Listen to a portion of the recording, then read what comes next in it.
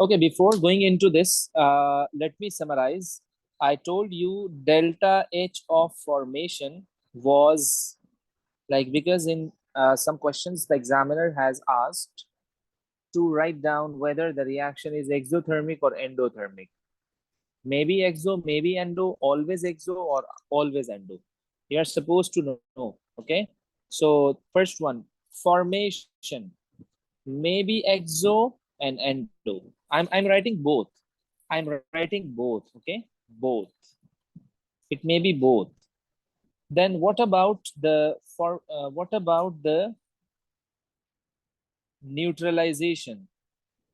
So you would write always exo, always exo, okay? Then delta H of combustion, always exo. Then ionization, always endo, always endo. Then we have electron affinity, it's both, it's both, okay? It's both. So then you can say how NaCl dissolves. Yeah. How NaCl dissolves in water. Yes? Why is how is enthalpy change of formation both? Because it depends on the data. What the data is given to you. If you remember in AS, we used to calculate the delta HF. Sometimes we were getting negative answer and sometimes we were getting the positive answer. It's a general term basically. Depends on the data. If we would be having a negative answer, so then we would be telling this is an exothermic system. And if we were getting the positive answer, so we would be telling that the particular reaction is endothermic. Particularly, these are the specific things: neutralization, always exo, combustion, always exo, ionization, always endo, but electron affinity, maybe exo, maybe endo. So if they have emphasized on electron affinity, that's why I was asking that have we discussed or not.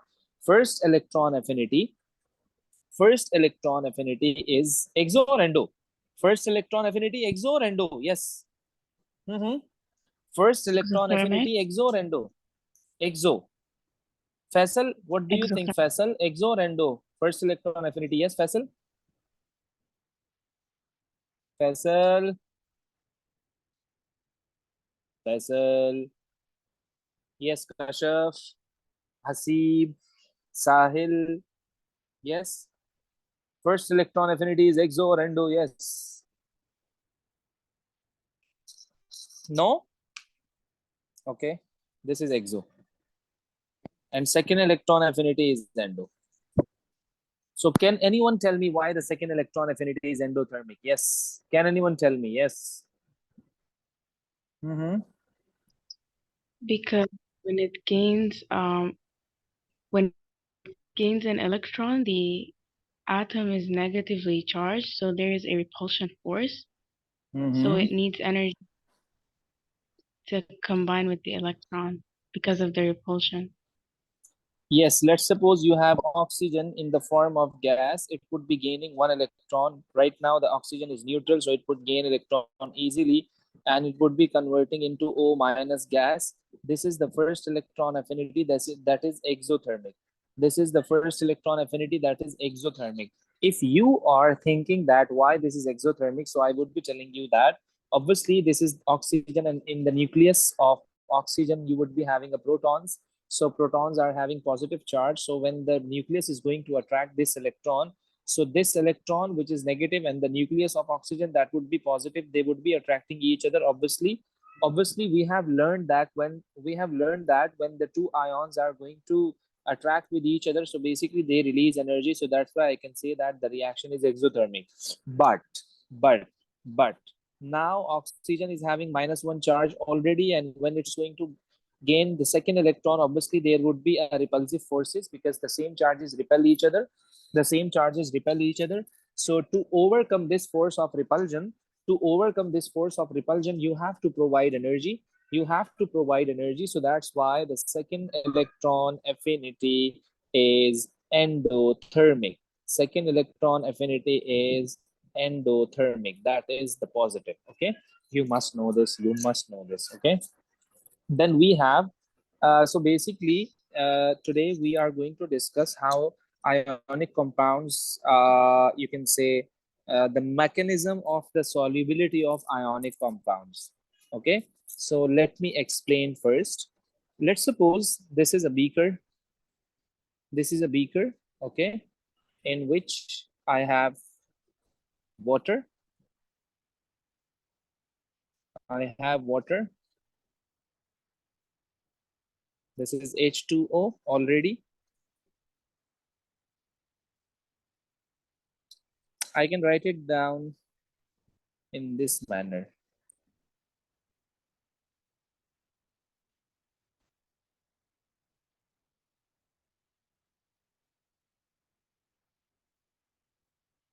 Just like that.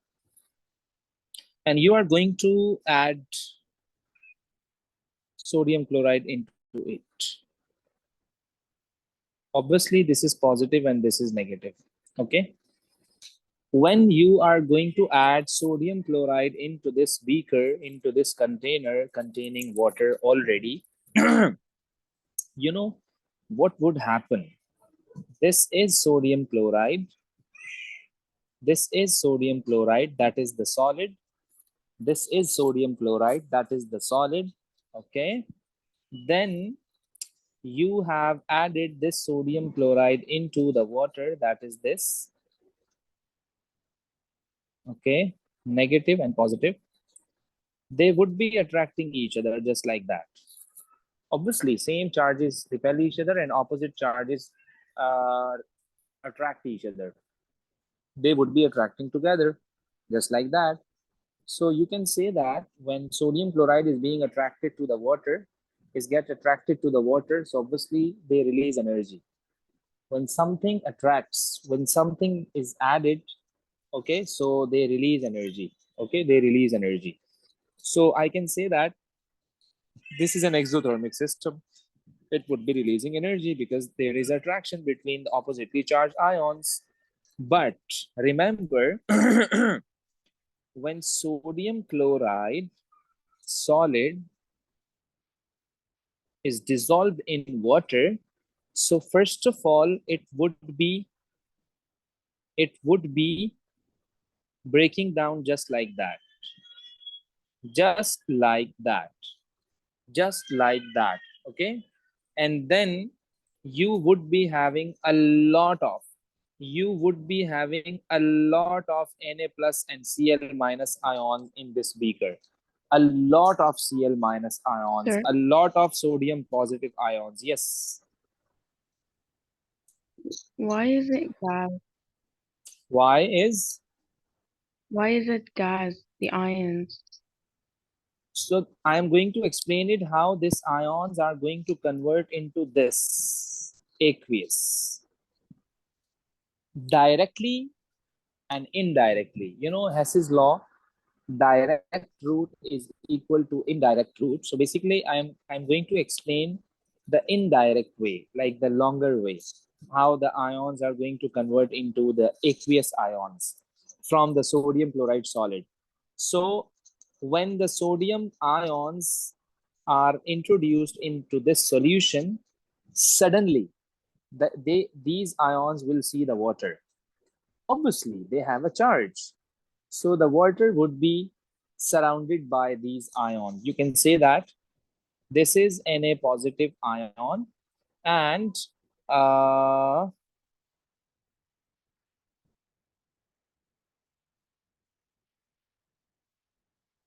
just like that.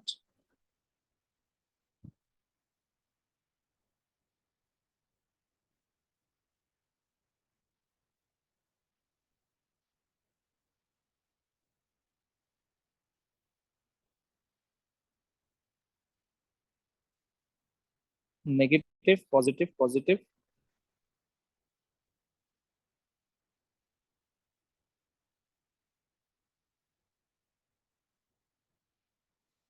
Basically, this positive ion is surrounded by the water, just like that. And this Cl minus ion, this Cl minus ion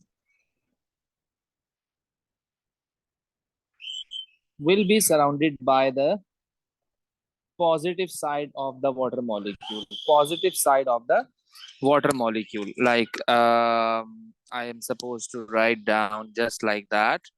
This is the positive side of water. Basically, on the water, we have partial charges. Just I'm writing down this positive and negative charge. But you are supposed to consider these are the partial charges. This and then this. Oh, this. They are. And then this. Okay. And then this. Right?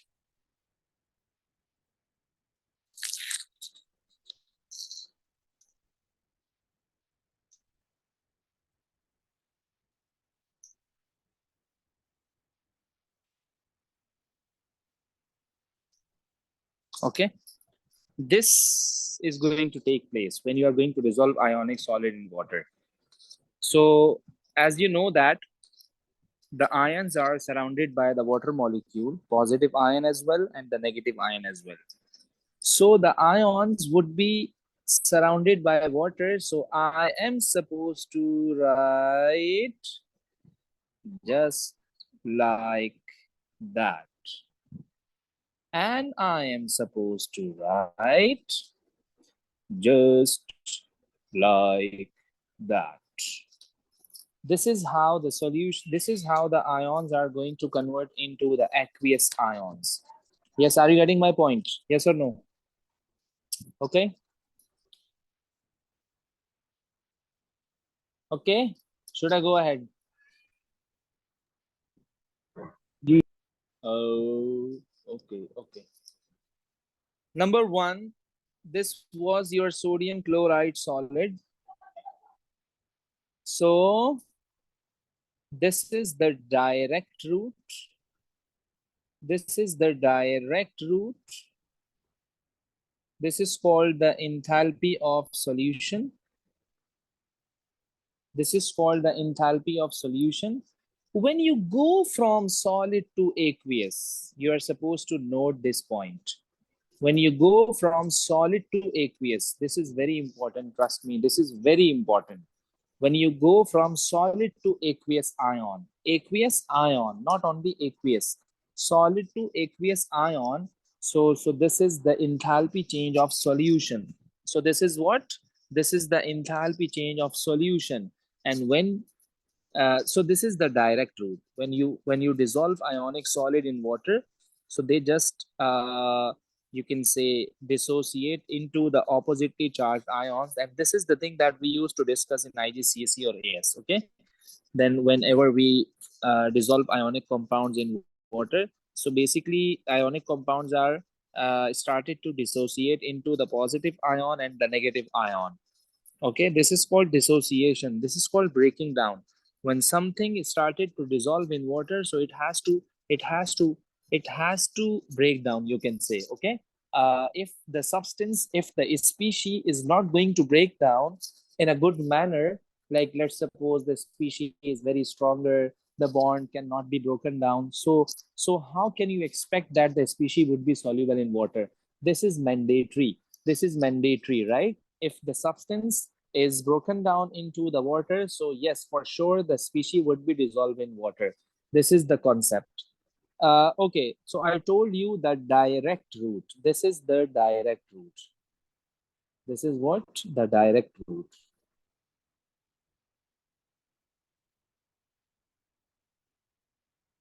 Okay. I want to discuss the indirect route. I want to discuss the indirect route. So first of all,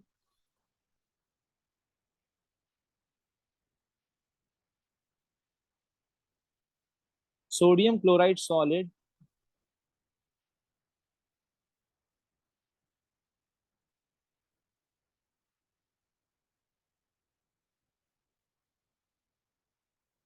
would be converting into these ions, gaseous ions first. But obviously, these are quite unstable, so ultimately they would be attracted by the water molecule. Okay, so the stability is going to increase. So right now, these are the oppositely charged ions in the gaseous form. Okay, so what am I supposed to name this process? What's the name of this process? Can anyone tell me what's the name? What the name am I supposed to assign? What is this? Yes, it's so much easy, but this is quite tricky. So I would be telling you what's this. But I want to ask, can anyone tell me what is the name of this process? Is it atomization? Uh, this is, can any one of you can tell me the definition of the lattice energy? Yes, the definition of the lattice energy, Faisal, Sahil, yes, Kashaf, Hasib. Can you tell me the definition of lattice energy?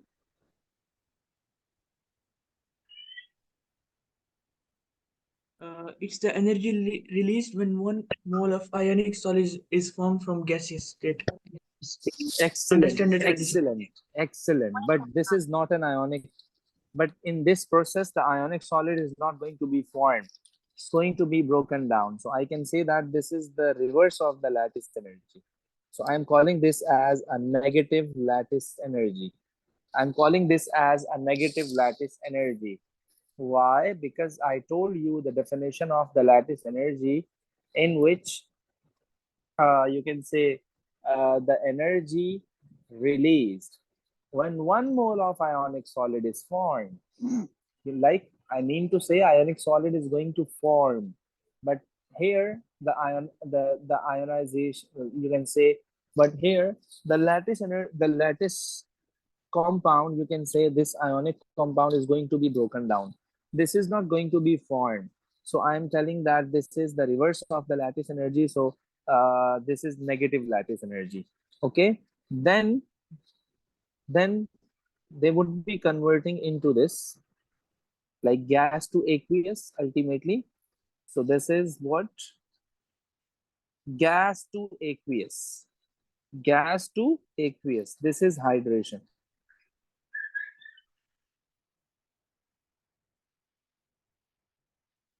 This is what? Hydration. And this is what?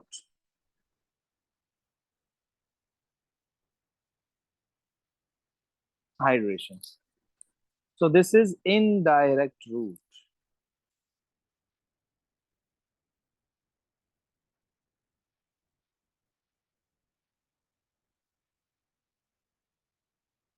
Okay, this is your indirect route. So what we have discussed in a Hess cycle, I am going downward, the arrow is going downward, the arrow is going downward, and also I'm also going downward, I'm also going downward, the arrow is going downward, I'm also going downward. I'm not supposed to change the sign of this. So the delta H of solution would be equal to the lattice energy.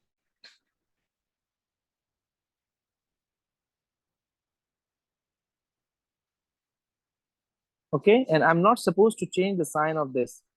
So I'm writing simple hydration.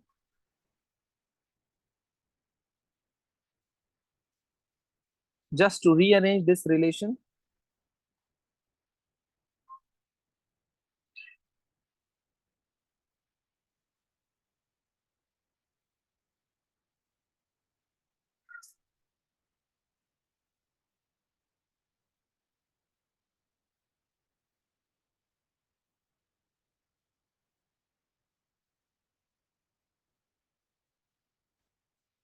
okay?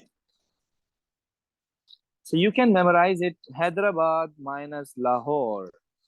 Hyderabad minus Lahore. This is the formula, this is the relation. Like when you are given the value for the hydration and the lattice energy, so you would be writing down this formula, you using this relation, like the delta H of solution would be equal to, you can say hydration minus lattice energy. Okay. So to summarize it, what's the solution? What's the enthalpy change of solution? Basically, it's from solid to aqueous, gaseous aqueous ions.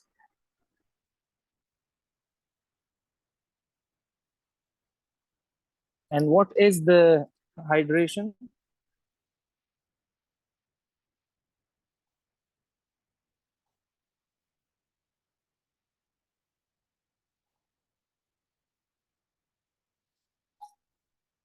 Then hydration is what?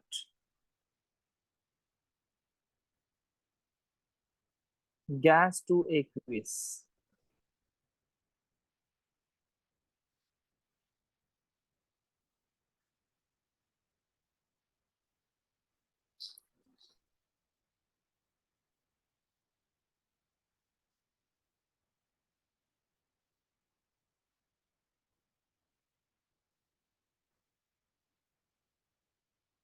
Okay, let me tell you one question.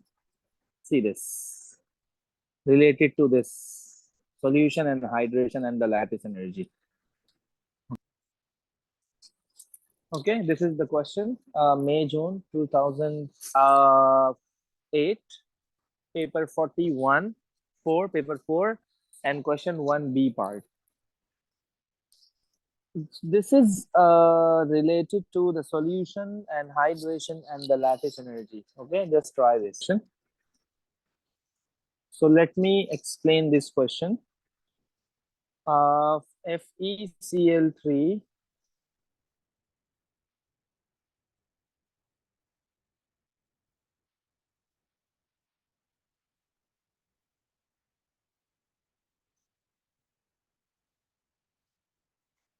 FeCl3 to Fe3 plus aqueous.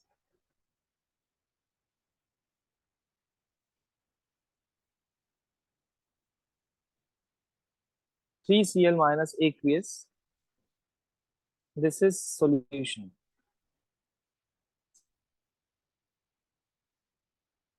And then, obviously, I told you solid to aqueous is solution. And then Fe solid to Fe3 plus.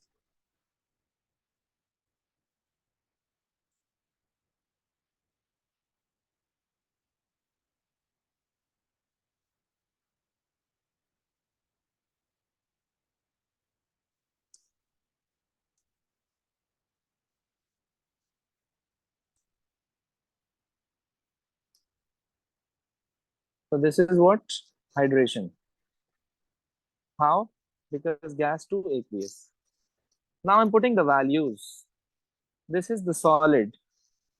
This is the solid. So minus 399.5.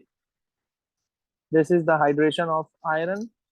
That would be minus 48.5. And this would be the hydration of chloride, minus 167.2. Okay. This is my indirect route.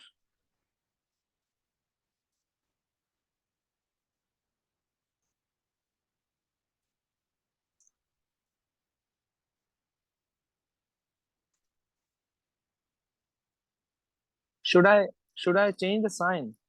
Because the formula says Hyderabad minus Lahore. So Hyderabad is minus 48.5 plus 3 times minus 167.2. This is Hyderabad. Then minus Lahore. Lahore is minus 39.5. What's the answer? Yes, what's the answer?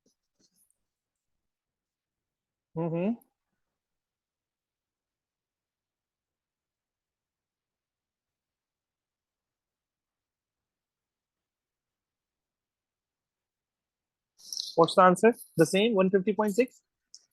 Okay. Yes, sir. Okay, good. So in this way, you can calculate the enthalpy change of solution, or you can say enthalpy change of hydration, or the lattice energy, depends. Okay. What they are asking, using Ag2SO4 as an example, Complete the following Hess's law energy cycle relating the lattice energy, solution, hydration. On your diagram, include the relevant species in the two empty boxes. Label each enthalpy change. Complete the remaining two arrows showing the correct direction of enthalpy change. I'm giving you few minutes. Just look at this. What you are supposed to write to complete this Hess cycle. Yes, look at this. So first of all, this is the delta H of solution. If you are thinking how, because the solid is going to no, this is the lattice energy. This is what? The lattice energy. This is what? The lattice energy, right? This is what? The lattice energy. The lattice energy. So lattice energy is means that when you have two Ag positive ions that are going to react with the sulfate 2 minus ions, right? Okay. Then you can say that they would be forming two Ag positive ions and the SO4 2 negative ions. This is aqueous. This is the delta H of solution. Okay, and then they would be converting into the gas to aqueous. This is the delta H of hydration. This is the delta H of hydration. Okay, so this is the complete Hess's cycle. This is the complete Hess's cycle. So as you can see, I told you the delta H of solution is the solid to aqueous and the hydration is the gas to aqueous. Okay, and the lattice energy is when the ions are going to react with each other to form ionic solid. So this is the complete labeling and the species that we have written in the boxes. Okay, so you will see these type of questions as well. So you are supposed to solve these type of things. Okay,